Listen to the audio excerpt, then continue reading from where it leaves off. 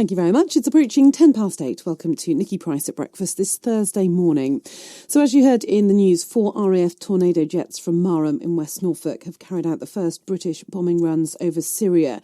They took off from their base in Cyprus shortly after last night's Commons vote, approving plans to bomb targets in Syria controlled by the militant group so-called Islamic State. The ayes to the right, 397. The noes to the left, 223.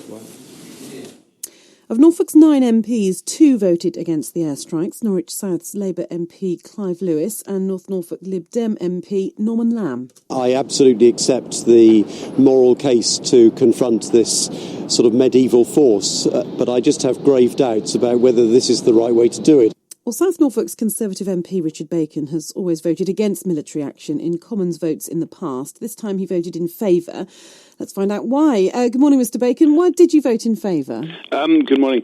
Well, I think there's a fundamental difference between the military attacks on Saddam's Iraq or, for example, Assad's Syria. They were not recruiting people from this country to go to the Middle East, to train in terrorist training camps, and then to come back here to kill British citizens. But that is precisely what Daesh is doing from the area that it controls in Syria, which obviously is a declining area now.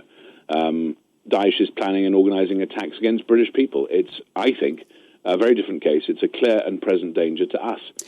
For those who are against the airstrikes, they're saying, well, compared to Iraq and previous campaigns, actually there's a lot of similarities because there's no plans in place for what happens after the airstrikes. Well, I don't think that's true either. I remember saying to ministers in this country some years ago, 3 years ago, that you'll not solve the problems in Syria without help from the Russians and without help from the Iranians. And they seemed surprised at the time when I said that.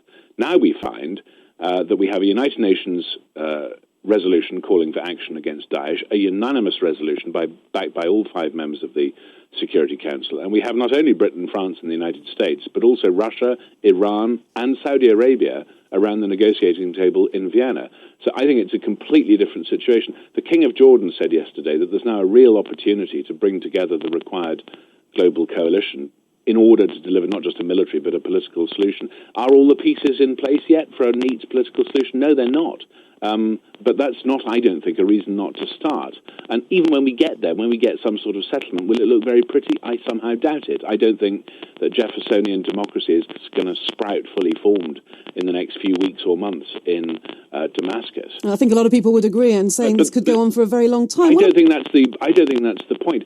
In 1940, no one knew what a political settlement on the continent of Europe against Germany would look like. But that didn't stop us fighting against monsters. We've got people here, if you can call them people, and I disagree with Norman that they were medieval. The medieval era was actually an era of considerable progress. These people are Stone Age monsters. They're throwing people off buildings. They're crucifying people. They're putting people in cages and burning them alive. Now, I understand that even those things are not by themselves enough to persuade some people that we need to take military action. Well, some people are saying it's going to increase our chances of being attacked. Is it not going to increase that? That's not the criterion I apply either, although it's dreadful. The criterion I apply is that British people are being attacked now. British people are being killed now.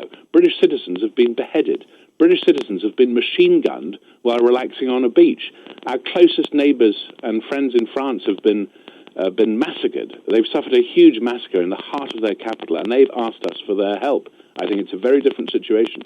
And is this partly happening because other countries have asked Britain for help, for Britain to be seen to be part of what's happening in Syria? Is that part of why this is going ahead? If you're asking, is there to a degree an element of symbolism to this? I'm sure that may be true, but I don't think it's only about symbolism.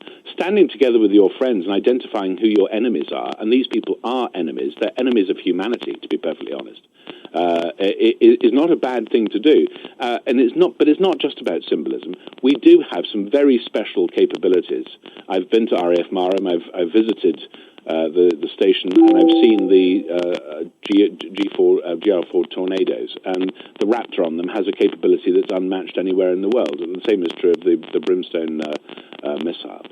So there are things that we can do that we can add to the picture, but I mean, I personally think this will not be solved. I think actually there's a wide recognition across the world that there need to be boots on the ground. The question is, whose boots are they? If you look at the main Muslim nations of the world, and after all, it's their religion which is being tainted and stained by these monsters.